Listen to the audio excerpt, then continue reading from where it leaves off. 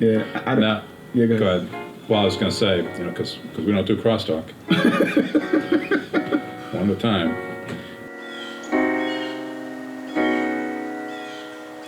So thank you for everybody, those of you at home, for joining us again.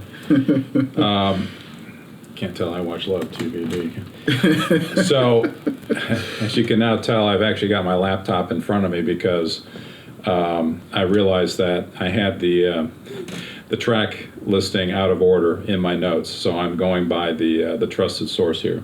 Make sure we don't miss anything.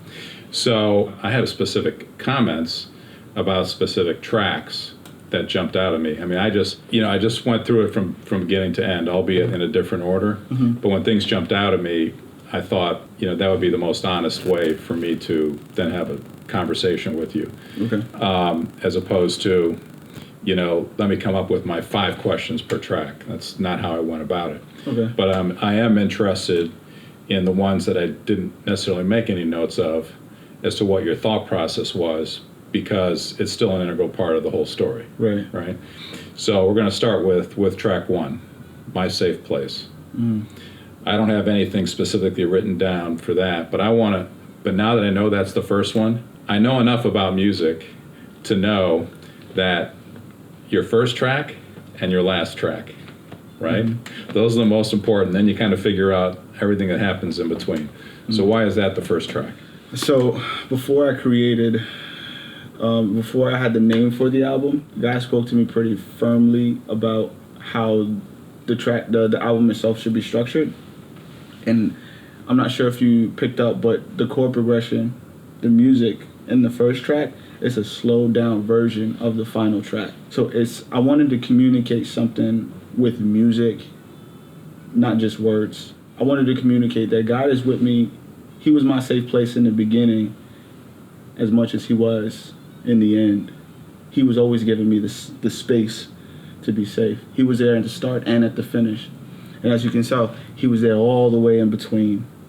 So the first track, I wanted it to be slowed down, because that's how my journey had to start. It had to start slow. And so the music itself is supposed to communicate.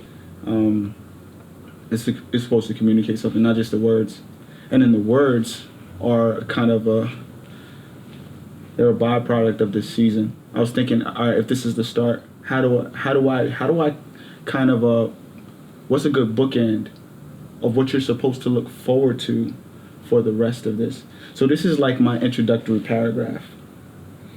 Oh, okay. So if you notice, there's many references in this first track in the spoken word portion.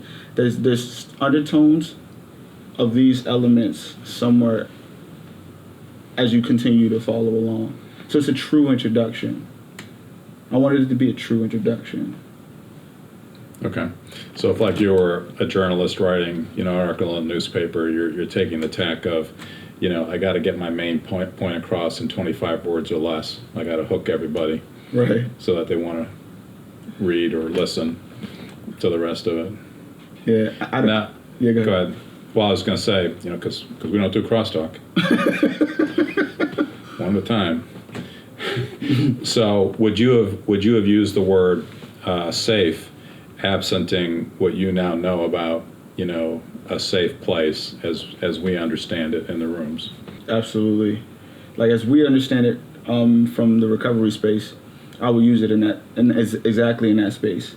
Is a non-judgmental, non-critical, very supportive, fully accepted, fully embraced atmosphere.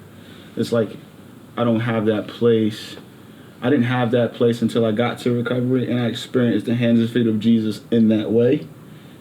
And it's crazy, as I experienced that in recovery, then I was able to experience that with God.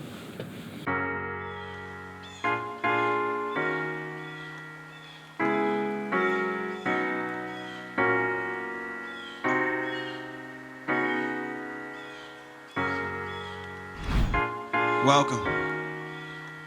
But how did I get here?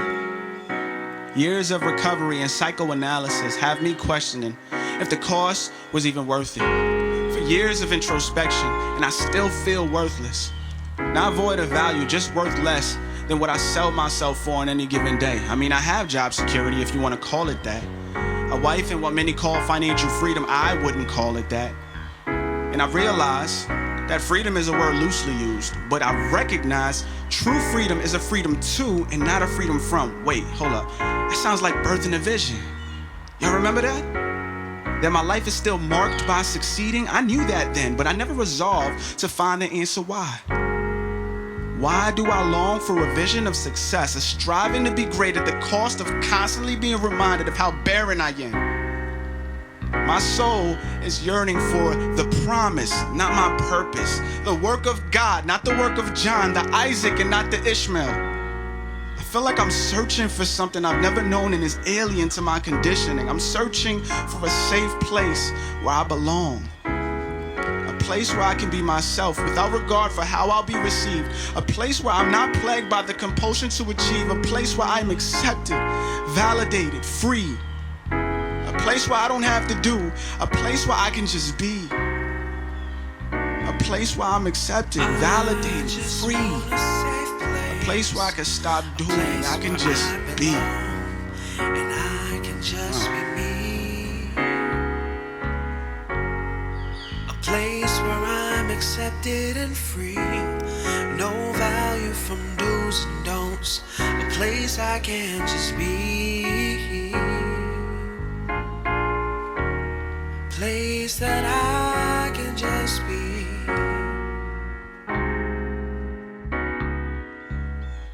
I just want a safe place.